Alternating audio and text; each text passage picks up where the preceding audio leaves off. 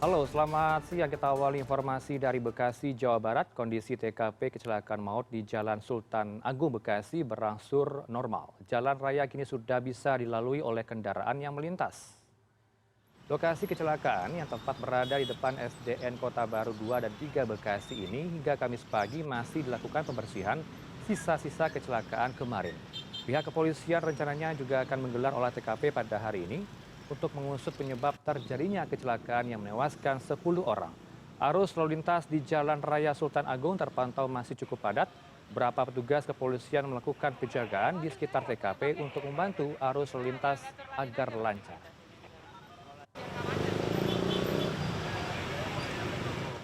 Kepolisian menggelar olah TKP kecelakaan maut di Jalan Sultan Agung Bekasi pada hari ini. Olah TKP dilakukan dengan menggunakan alat Traffic Accident Analysis. Olah TKP dilakukan oleh tim gabungan Polres Bekasi dan Ditlantas Polda Metro Jaya pada Kamis pagi. Proses olah TKP dilakukan dengan menggunakan alat Traffic Accident Analysis untuk mengetahui detail kejadian termasuk kondisi sopir dan juga truk tronton saat kecelakaan terjadi. Olah TKP berlangsung selama 1 jam dengan memeriksa 8 titik di lokasi terjadinya kecelakaan. Kepolisian akan menganalisis hasil olah TKP selama 1 kali 24 jam. Dan hasil ini kemudian akan dibawa sebagai bahan untuk membantu proses persidangan. Selain melaksanakan pengukuran, kami juga melaksanakan kegiatan pengambilan video melalui alat 3D scanner.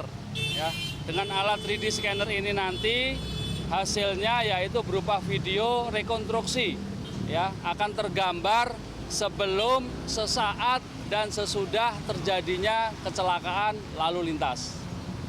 Kemudian dalam pengambilan 3D scanner ini kami mengambil 8 titik pengambilan video, di mana di masing-masing titik itu antara titik satu dengan titik selanjutnya itu berjarak 15 meter. Kami sudah terhubung bersama rekan kami, ada koresponden CNN Indonesia Edo Eka Rizky, nampaknya berada di lokasi ya. Selamat siang Edo, kalau sudah ada olah TKP pada pagi tadi, kemudian apakah sudah bisa disimpulkan penyebab terjadinya kecelakaan ini dan juga bagaimana dengan status sopir ini hingga kini, Edo?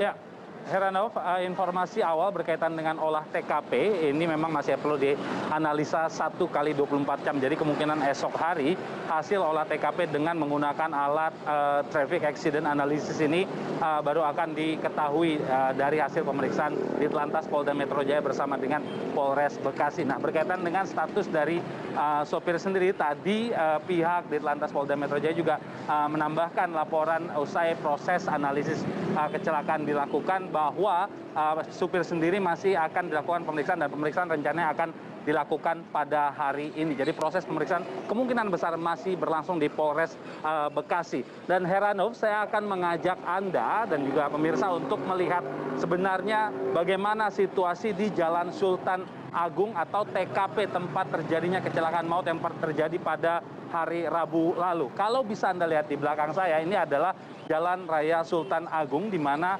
lokasi dari sana itu adalah lokasi truk tronton, arah truk tronton berada untuk menuju ke lokasi kejadian. Kalau Anda bisa melihat, selama sejak pagi hari tadi saya memantau hingga siang hari ini adalah keramaian yang memang biasa terjadi di Jalan Sultan Agung, Kota Bekasi, di mana menurut penuturan warga juga menyampaikan bahwa Jalan Sultan Agung ini merupakan jalan yang cukup padat dan banyak dilalui oleh truk-truk besar seperti truk box ataupun truk-truk tronton. Jadi ini memang jalur yang bisa dikatakan cukup padat. Dari arah sana, Heranov, kemudian truk tronton itu menuju ke arah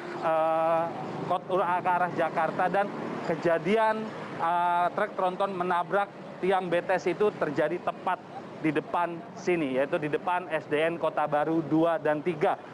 Dan posisi kejadian atau waktu kejadian pada saat truk tersebut menabrak tiang itu terjadi pada pukul 10 pagi dan tepat berada di depan sekolah dasar. Menurut penuturan dari pihak sekolah dan juga masyarakat setempat, jam 10 merupakan jam sebagian siswa pulang dan juga jam sebagian siswa beristirahat. Saya akan mengajak Anda melihat lokasi gerbang sekolah Ini adalah lokasi gerbang sekolah dan di titik inilah truk kemudian menabrak tiang BTS itu yang mengakibatkan korban jiwa sejumlah 10 orang. Jadi bisa dibayangkan pada saat jam pulang sekolah, anak-anak dan sebagian anak-anak yang sudah pulang bersama orang tua dan juga sebagian anak-anak yang sedang melangsungkan jam istirahat itu keluar dari gerbang ini untuk menuju ke halte yang ada di depan sana, lalu terjadilah tabrakan yang mengakibatkan korban jiwa sebanyak 10 orang dan 4 diantaranya ternyata adalah siswa dari SD itu sendiri. Proses olah TKP dari pihak kepolisian memang sudah usai berlangsung pagi hari tadi dan sejauh ini masyarakat serta pihak sekolah masih ramai di depan ataupun di dalam sekolah untuk melaksanakan sejak pagi tadi melaksanakan takziah, melaksanakan tabur bunga khususnya di tempat lokasi kecelakaan terjadi. Anda bisa melihat ini adalah sisa-sisa barang usai kejadian atau kecelakaan itu terjadi. Ada beberapa sepatu siswa, ada beberapa peralatan pedagang di mana memang biasanya di samping halte sekolah ini Heranov itu ada pedagang anak pedagang jajanan yang menjajakan dagangan mereka kepada para siswa SD yang akan pulang keluar dari gerbang ini. Takziah dan juga proses tabur bunga masih akan dilangsungkan oleh pihak sekolah dan beberapa undangan dari pihak PGRI untuk datang ke sekolah ini dan rencananya dari informasi yang saya dapat sementara Gubernur Jawa Barat Ridwan Kamil direncanakan akan hadir ke lokasi dan juga menghampiri beberapa rumah korban.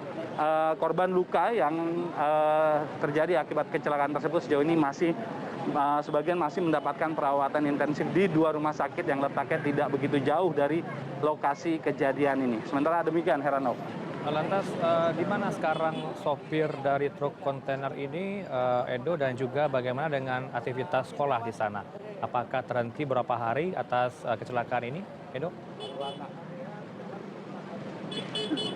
Supir dari truk tronton tersebut masih ditahan sejauh ini oleh pihak kepolisian untuk dimintai keterangan. Dari informasi yang saya dapatkan, pihak Polres Bekasi lah yang menahan sementara sopir dari truk tronton tersebut. Kalau dari informasi yang saya dapatkan dari pihak Ditlantas Polda Metro Jaya tadi pagi, proses interogasi ataupun pemeriksaan terhadap supir tidak bisa dilakukan kemarin begitu Heranov pada saat kejadian dan baru bisa dilakukan pada hari ini karena memang kondisi psikis dari supir truk tronton itu sendiri yang masih cukup labil, dikatakan cukup labil pada hari kemarin dan kemungkinan besar proses pemeriksaan secara intensif terhadap supir tersebut itu baru akan dilakukan pada hari ini dan kita akan mendapatkan update kemungkinan besar pada sore hari. Sementara untuk aktivitas sekolah, kalau bisa Anda lihat di belakang saya saat ini aktivitas sekolah memang sejauh ini masih diliburkan oleh pihak sekolah dan kemungkinan besar akan diaktifkan kembali pada hari Senin karena sejak pagi hari tadi saya memantau banyak sekali tamu, banyak sekali juga pihak keluarga dari siswa dan juga para undangan dari PGRI datang ke sekolah untuk menyampaikan duka cita untuk mengikuti takziah dan rencananya pada siang hari ini juga akan dilaksanakan tabur bunga. Bendera setengah tiang juga dipasang di SDN Kota Baru 2 dan 3 ini untuk menyampaikan duka cita akibat adanya atau jatuhnya korban dari siswa SD di sini, Heranov. Baik, kalaulah sopir dari truk ini masih belum bisa memberikan keterangan, tapi dari keterangan kepolisian kemarin menyebutkan sempat diduga ya, ini karena gagal rem dan juga informasi yang berkembang, sopir ini sempat informasi yang berkembang di lapangan ngantuk atau mengantuk dalam berkendara. Edo, apakah Anda bisa pastikan soal 2 hal ini?